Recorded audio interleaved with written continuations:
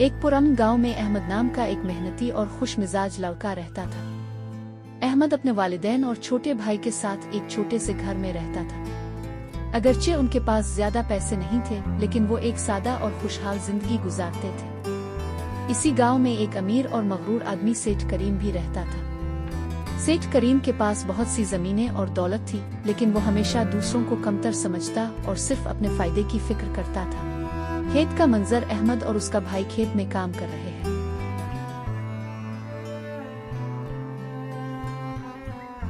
भाई देखो, जब हम मेहनत करते हैं तो हमें अच्छा रिस्क और खुशी मिलती है। लेकिन अहमद, सेठ करीम के पास सब कुछ है, हम कब उसके जैसे बनेंगे?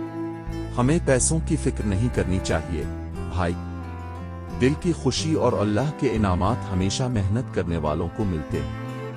सेठ करीम के महलनुमा घर का मंजर। सेठ करीम अपने नौकर से बात कर रहा है। ये गांव वाले हमेशा मुझसे ज्यादा चाहते हैं, लेकिन उन्हें नहीं पता कि असल ताकत दौलत में है। जी सेठ साहब, लेकिन लोग आपसे डरते भी हैं और आपकी इज्जत भी करते हैं। वो मेरी इज्जत नहीं करते, वो मेरी दौलत की इज्जत करते हैं और मुझे उससे कोई फर्क नहीं पड़ता।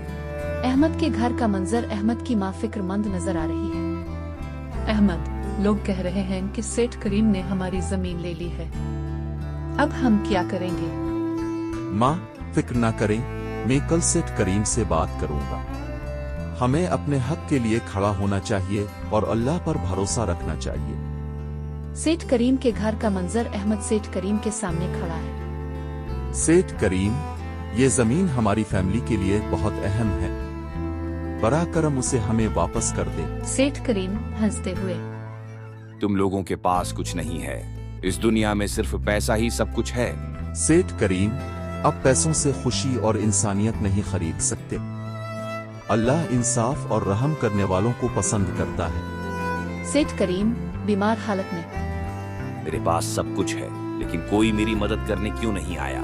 इसी वक्त अहमद अपने वालिदैन के साथ सेठ करीम के घर आता है। सेठ करीम, मैं आपकी मदद करने आया हूँ। चाहे हम अमीर हों या गरीब, हमें एक दूसरे का ख्याल रखना चाहिए। ये अल्लाह का हुक्म है। सेठ करीम आंसुओं के साथ, अहमद, तुमने मुझे सिखाया कि इंसानियत और मेहरबानी दौलत से ज्यादा अहम है। मैं अपनी गलतियों पर शर्मिंदा हूँ। इख्तिताम। सेठ करीम ने अपनी गलतियों को तस्लीम किया और गांव के लोगों के साथ इंसाफ से पेश आने लगा। इसने अहमद की जमीन वापस कर दी और सबकी मदद करने लगा। अहमद की नेक नीति और मजबूत ईमान पूरे गांव के लिए एक सबक बन गई। सबक: दौलत सब कुछ नहीं होती।